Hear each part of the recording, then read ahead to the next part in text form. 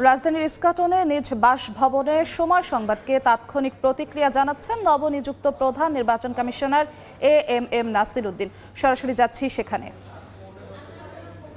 যে আজ যে প্রজ্ঞাপন হয়েছে সেখানে প্রধান নির্বাচন কমিশনার সহ বাকি যে 4 জন নির্বাচন কমিশনার তাদের নাম প্রকাশ হয়েছে এবং এই মুহূর্তে আমি আছি আমার নতুন যে প্রধান নির্বাচন কমিশনার হিসেবে নির্বাচিত হয়েছেন তার বাসায় এবং আমরা জানতে চাবো আসলে যে তার তাৎক্ষণিক প্রতিক্রিয়া আমরা জানতে চাবো। জি স্যার, আপনি যদি বলতেন যে আপনাকে যে দায়িত্বটি দেয়া হয়েছে আপনি কি আগে থেকে জানতেন বা আপনার প্রত্যাশা কি? আপনি আসলে আমি তো আগে জানতাম না, এখন আমার দায়িত্ব নেই। আসলে ফর্মালি আমি কিন্তু কোনো কাগজপত্রও পাই নাই, আপনাদের কাছ থেকে শুনতেছি, টেলিভিশনে দেখতেছি। ইনফর্মালি পেয়েছি, একটা অর্ডার পেয়েছি। তো সেইভাবে হয়তো অফিসিয়ালি দায়িত্ব নেওয়ার আগে আপনারা অনুরোধ করছেন, সেজন্য কিছু অগ্রিম কিছু বলা আর কি। দায়িত্বটা তো আমি আগে জানতাম না যে এটা আসবে। গতকাল থেকে শুনতেছিলাম যে there is a possibility like this. হ্যাঁ, গতকাল থেকে শুনতেছিলাম ইনফ্যাক্ট। তো শোনার পরে একটা এক ধরনের প্রত্যাশা জাগে তো, হ্যাঁ তাই না? তখন একটু মনে মনে প্রত্যাশা করতেছিলাম। পরে যাক, দায়িত্বটা আল্লাহ তাআলা দিয়েছেন, আমাদের ঘাড়ে দিয়েছেন এবং খুবই গুরুত্বপূর্ণ দায়িত্ব। আপনারা তো জানেনই আর কি, এটা শুধু আমি বলে কথা না, অতীতেও যারা ছিল তাদের উপর অত্যন্ত বড় একটা দায়িত্ব ছিল। এখন একটু বর্তমান সময়ের প্রেক্ষাপটে এই দায়িত্বটা আরো বেশি গুরুত্বপূর্ণ হয়ে গেছে। কারণ মানুষের যে আত্মত্যাগ এই ভোটের অধিকার প্রতিষ্ঠার জন্য গত 3টা ইলেকশনে 14, 18, 26 মানুষ তো ভোট দিতে পারে না। যে ছেলেটা, আমার ছেলে তো কানাডা চলে গেছে ভোট না দিয়েই, সে বলে যে আব্বু আর ভোট দিতে পারলাম না, চলে গেছে গত বছর। তো এইরকম মানুষ এই যে ভোটের অধিকারের জন্য এত যে স্যাক্রিফাইস, মানুষ প্রাণ দিল, আহত হলো, নিহত হলো, রক্ত দিল, শহীদ হলো। জুলাই আগস্টে কত লোক প্রাণ দিল। তার মধ্যে অনেক দাবির মধ্যে একটা বড় ছিল যে ভোটের অধিকার প্রতিষ্ঠা।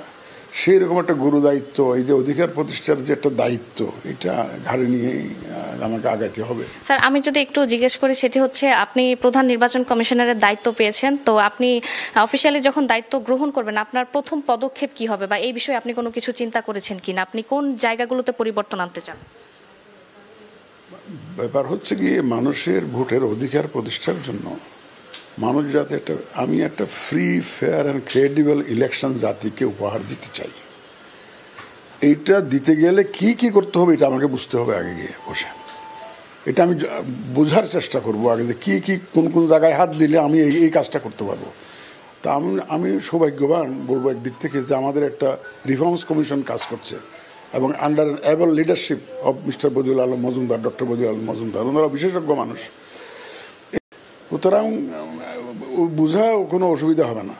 যেখানে হোলস থাকবে সেই হোলসগুলো প্লাগ দিয়ে বন্ধ করার দায়িত্ব এটা হবে আমার। আমি এমন একটা পরিবেশ সৃষ্টি করার জন্য উদ্যোগ নিব যে পরিবেশে মানুষ একদম স্বতঃস্ফূর্তভাবে তার ভোটটা তার যাকে দিতে চান তাকে যাতে দিতে পারে সেই ব্যবস্থা ইনশাল্লাহ আমি করবো। সেটাই হবে আমার কমিটমেন্ট, সেটাই আমার চেষ্টা।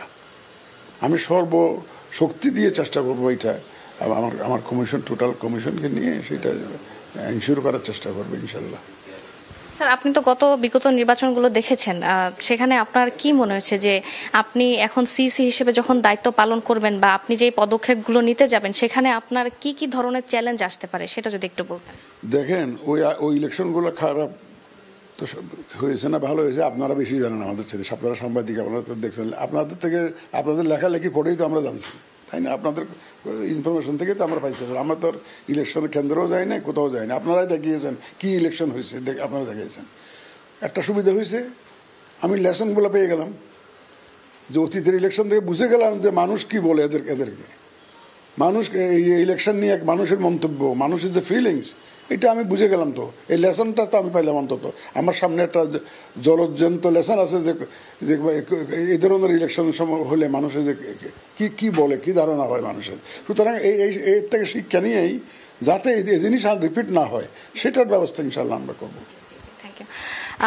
যেমনটি শুনছিলেন যে নবনির্বাচিত প্রধান নির্বাচন কমিশনার তিনি যেমনটি বলছেন যে তিনি দায়িত্ব নিয়ে তিনি বাংলাদেশে যাতে একটি অবাধ নিরপেক্ষ ভোট আয়োজন করা হয় সেই ক্ষেত্রে তিনি কাজ করবেন, সর্বোচ্চ চেষ্টা করবেন। তো এই ছিল আমার কাছে এখান থেকে সব শেষ।